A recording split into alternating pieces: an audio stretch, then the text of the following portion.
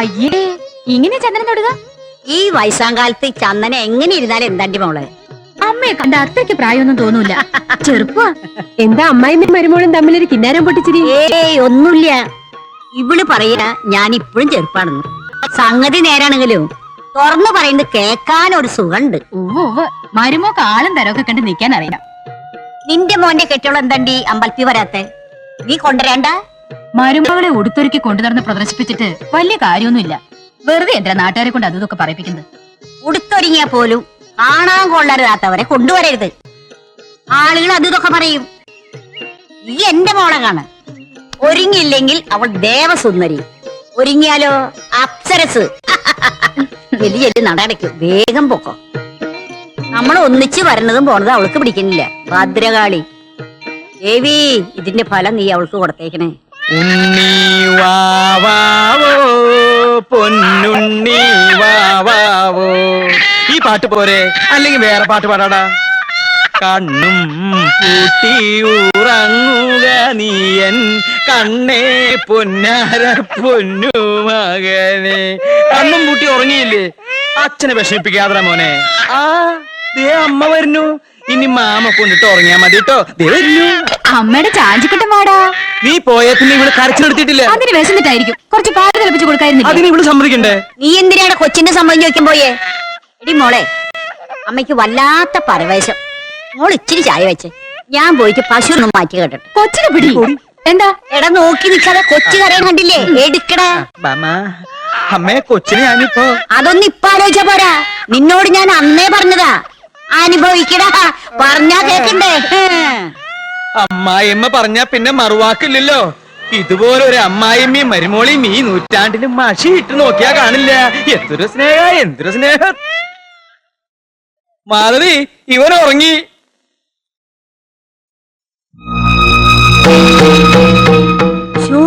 പാലല്ലേ തിളച്ചു പോങ്ങണത്? പാലടുപ്പത്ത് വെച്ചിട്ട് ഇവിടെ എവിടെ പോയി കിടക്ക?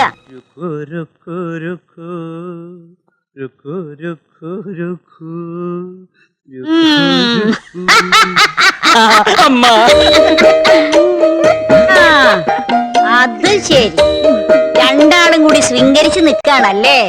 ഒന്നുണ്ടായി നിവർന്ന് നടന്നു തുടങ്ങിയിട്ടില്ല. അതിനു മുമ്പേ രണ്ടാമത് എന്നെ കൊണ്ടൊന്നും പറയിപ്പിക്കണ്ടേ? ഒന്നും പറയല്ല അമ്മേ. അയ്യോ, പാലങ്ങോട്ട് തിളച്ച് മറിയണോ. എന്നിട്ട് അമ്മയ്ക്ക് അത് വാങ്ങി വെക്കായിരുന്നില്ലേ? പിന്നെ എന്തിനാടി നിന്നിങ്ങോട്ട് കെട്ടിയെടുത്തത്? അത് വാങ്ങി വെച്ചെന്ന് കരുതി അമ്മയുടെ കയ്യിലെ വളയൊന്നും ഊരി പോവില്ലല്ലോ. ഊരി പോവാനും പൊട്ടി വീഴാനും നിന്റെ ദേഹം മുഴുവൻ പൊന്നിട്ടിട്ടല്ലടി നിന്റെ വീട്ടുകാര് നിന്നിങ്ങോട്ട് അയച്ചത്. മൂദേവിയല്ല, മാധവി. അതാ എന്റെ പേര്.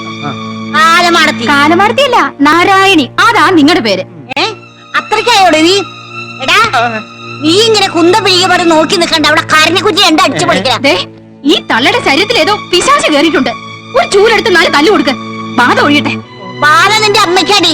എന്റെ അമ്മയ്ക്ക് പറഞ്ഞാലുണ്ടല്ലോ. പറഞ്ഞേടി, നിന്റെ അമ്മ, നിന്റെ അമ്മൂമ്മ, നിന്റെ അമ്മൂമ്മേരെ അമ്മ. ഞാൻ നശിപ്പിക്കടി, എല്ലാം ഞാൻ നശിപ്പിക്കടി. അമ്മടി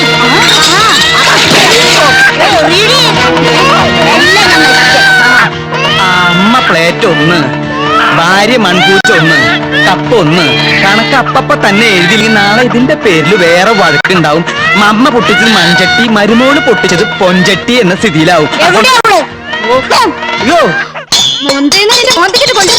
നീ എന്ത് ചെയ്യൂടി?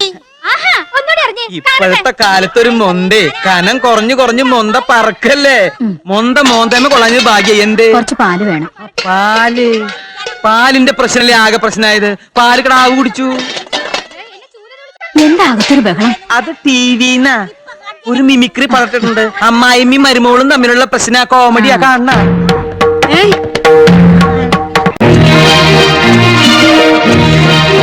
മാധവി എന്ത്? അമ്മ ചൂലെടുത്ത സ്ഥിതിക്ക് അവള് പൊലക്കായിട്ട് വരും. ഓലക്കോ? ആ ഓലക്ക, അരി ഇങ്ങനെ കുത്തിപ്പൊടിച്ചെടുക്കാൻ. കണ്ട എന്റെ വൈഫ് ഒലക്കെടുത്തു. ഞാൻ പറഞ്ഞില്ലേ? എന്ന് ഞാൻ വരട്ടെ. കഴിഞ്ഞ ഇല്ല, കല്യാണം കഴിഞ്ഞാ ഭാര്യ താമസിക്കേണ്ടത് ഭർത്താവിന്റെ കൂടെയാ. നമ്മുടെ കൂടെ താമസിക്കാൻ ഇഷ്ടമല്ലെങ്കിൽ ഈ തള്ളക്ക് ഇറങ്ങി പോയിക്കൂടെ? ഈ വീടും പറമ്പ് എന്റെ പേരിൽ കിടക്കുക. നീ ഇവിടെ എന്റെ പിച്ച പൊറുക്ക. ഇന്നോടെ ഇറങ്ങിക്കൊള്ളാം ഇവിടുന്ന്. വലിഞ്ഞു കയറി വന്നൊന്നും അല്ല ഞാൻ. കത്തുന്ന നിലവിളക്കിന് മുന്നിലൂടെ വലുതുകാരി വെച്ചാ ഇങ്ങോട്ട് കയറിയത്. ദേ, വന്ന വഴി പുറത്തേക്ക് ഒടുക്കത്തെ പോക്ക് പോവാൻ ഇനി ഞാൻ കൊലവർക്ക് കത്തിച്ചേക്കാടി. എനിക്കിനി നിങ്ങളുടെ തള്ളയുടെ ആട്ടും തൂക്കം കെട്ടി ഇവിടെ കഴിയാൻ പറ്റില്ല. മടങ്ങി ചെന്നാലേ എന്നെ രണ്ടു കൈ നീട്ടി സ്വീകരിക്കുന്ന എന്റെ അമ്മ ആങ്ങളമാരുണ്ട്. മൈക്കിൽ പറ മൈക്കിൽ പറ. നിന്നെ ഞാനല്ലേ അയ്യോ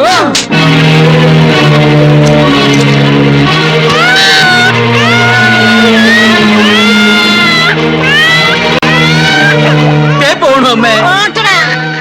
ഇത് പിടി. നിങ്ങൾ ഇപ്പൊ തീരുമാനിക്കണം, അമ്മ വേണോ ഭാര്യ വേണോ? രണ്ടും വേണം. നടക്കില്ല. ഏറ്റവും ചൂടും ചൂരും മറക്കാൻ പറ്റില്ലെങ്കിലേ നീയും കൂടെ പൊക്കണ പെങ്കോന്താ. ഞാൻ പോവും. പോയാല് ഈ കണ്ടു കാണപ്പെട്ട സ്വത്ത് മുഴുവൻ ഞാൻ അനാഥാലയത്തിന് എഴുതി വെക്കും. ഇനി നീ തീരുമാനിക്കും, ഭാര്യ വേണോ ഈ പാവം അമ്മ വേണം? എനിക്ക് ഈ പാവ അമ്മ മതി. നിങ്ങൾ ഈ തള്ളയുടെ ഇളിയും കണ്ടോണ്ട് നിന്നോ. നിങ്ങൾക്ക് എന്തെങ്കിലും ഭാര്യയും കുട്ടിയും വേണമെന്ന് തോന്നിയാ എന്റെ തറവാട്ടിലേക്ക് പോരെ, ഞാനവിടെ കാണും. ഇനി ഈ പടിക്കകത്ത് ഞാൻ കാലുകുത്തൂല. നാളെ പോയാ പോരെ. ഇനി നീ ഇങ്ങോട്ട് വന്നാ നിന്റെ മുട്ടുകാരി ഞാൻ തല്ലൊടിക്കും.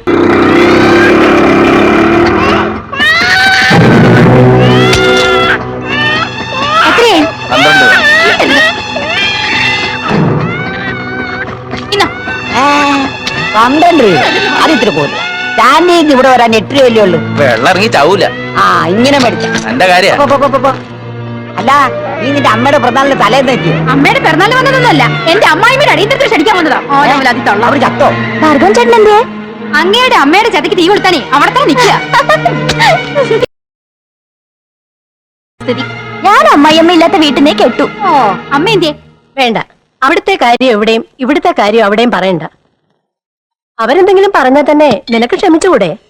എന്നെ പോലെ അവരും നിന്റെ അമ്മയല്ലേ? അമ്മ ചമഞ്ഞാലും പെറ്റമ്മയാവില്ലല്ലോ. അമ്മായിയമ്മമാരെ കുറ്റം പറയുന്ന മരുമക്കൾ ഒന്നും മറക്കുന്നു, അവരും നാളത്തെ അമ്മായിയമ്മമാരാണെന്ന്. ഞാൻ വന്നു കയറി ഇഷ്ടമായില്ലെങ്കിൽ അത് പറ. ഇഷ്ടായില്ല. അല്ലേലും ഈ അമ്മയോട് പറഞ്ഞിട്ട് ഒരു കാര്യമില്ല. എടാ ബാലേന്ദ്ര, എടാ നിന്നെ ഈ ഒക്കത്തിരുത്തി ഒത്തിരി ലാളിച്ചിട്ടുള്ള ഞാൻ, അത് നീ മറക്കരുത്. എന്റെ കാര്യത്തിൽ തീരുമാനം ഉണ്ടാക്കണം. അതിന് ചേച്ചിയുടെ കാര്യം പണ്ടേ തീരുമാനമായതല്ലേ, അതല്ലേ ചേച്ചിയെ കെട്ടിച്ചു വിട്ടത്? വെറുതെ അല്ല പഠിച്ച് പാസ്സായിട്ടും പറമ്പിൽ തൂമ്പാപ്പണി എടുത്ത് കഴിയേണ്ടി വന്നത്. നീ ഒരു കാലത്തും ഗുണം പിടിക്കുന്ന ലക്ഷണമൊന്നും ഞാൻ കാണുന്നില്ല. ജനിച്ചപ്പോഴേ നിന്റെ തല തിരിഞ്ഞാ വീണത്. ഈ വീട്ടിൽ എന്നോട് സ്നേഹമുള്ള ഒരാളേ ഉള്ളൂ, പ്രേമേന്ദ്രൻ. 1200 രൂപ വാടക, 275 രൂപ കറണ്ട് ചാർജ്. എന്നെ നോക്കിക്കേ. എനിക്ക് നിന്നെ വിശ്വാസ. വാടകയുടെ കാര്യത്തിൽ നീ കൃത്യ. പിന്നെ കഴിഞ്ഞ മാസം എടുത്ത എന്റെ ഫോട്ടോ എന്ത് ചെയ്യേ? അത് മോളുടെ കൊടുത്തു വെച്ചിരുന്നു, കിട്ടിയില്ലേ? ഇല്ല, മറന്നതായിരിക്കും. ഫോട്ടോ വാങ്ങാനെന്നും പറഞ്ഞ് ദിവസവും അവൾ ഇങ്ങോട്ട് ഇറങ്ങുന്നുണ്ടല്ലോ. ഇനി എന്റെ ഒരു ഫോട്ടോ എടുത്തേ. എന്തിനാ ചേട്ടാ എല്ലാ മാസവും വെറുതെ ഇങ്ങനെ ഫോട്ടോ എടുക്കുന്നത്? എടാ എന്റെ വളർച്ചയുടെ ഓരോ ഘട്ടങ്ങളും അറിയാൻ വേണ്ടിട്ടാ. ഇങ്ങനെ ഓസിന് മാസം ഫോട്ടോ എടുത്ത എന്റെ തകർച്ചയുടെ ഘട്ടം ഞാൻ അറിയും. എന്താ പറഞ്ഞേ? അല്ല, ബൾബ് ഫ്യൂസ് ആണെന്ന് പറയായിരുന്നു. പുറത്ത് നല്ല വെളിച്ചല്ലേ, നീ ആ വരാന്തയിൽ വെച്ചെടുത്താ മതി, നല്ല സീനറി കിട്ടും. ഈ ബോസിലൊന്നും അടിച്ചേ താഴെ. അതൊന്നും നീ പഠിപ്പിക്കണ്ട. ഇങ്ങോട്ടല്ല അങ്ങോട്ട് ചെരിയാൻ പറഞ്ഞ ഇതൊരെണ്ണം മാത്രം മതിയല്ലേ? അത് ഇതടി, ഇത് ഉഗ്രം ബോസാ. ഇതടിച്ചും കാണട്ടെ. കാണട്ടെ ചേട്ടാ. അടിച്ചോ നോക്കുമോ? അടിച്ചോ. പ്രേമേന്ദ്ര, ഈ ബോസിലൊന്നും എടുത്തേ? ഇല്ല. ഇല്ലാന്നോ? ഫിലിമില്ല ഇതിന്റെ അകത്ത്, ഞാൻ എടുത്തിട്ട് വരാം. ഓ, നല്ല മൂഡിൽ വന്നപ്പോഴാണ് നിർത്തിയത്. നിന്റെ മൂഡ് അനുസരിച്ച് എന്റെ ഭാര്യയുടെ കുളി നീട്ടിത്തരണ. മനസ്സിലായില്ല? എന്റെ ഭാര്യ കുളിക്കുന്നിടത്താണോ നിന്റെ ഒളിഞ്ഞോട്ടം? ഞാൻ ഒരു ഫോട്ടോ എടുക്കാൻ നിന്നതാ. കുളി കണ്ടാ പോരെ, ഫോട്ടോ എടുക്കണം.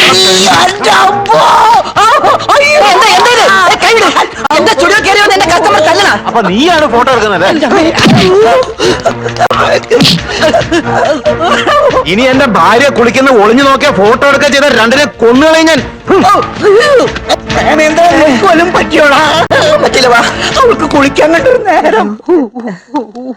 അല്ല പ്രേമേന്ദ്ര, ഈ 1-ാം തീയതി തല്ലു കിട്ടിയ ആ മാസം മുഴുവനും തല്ലു കിട്ടുമോ?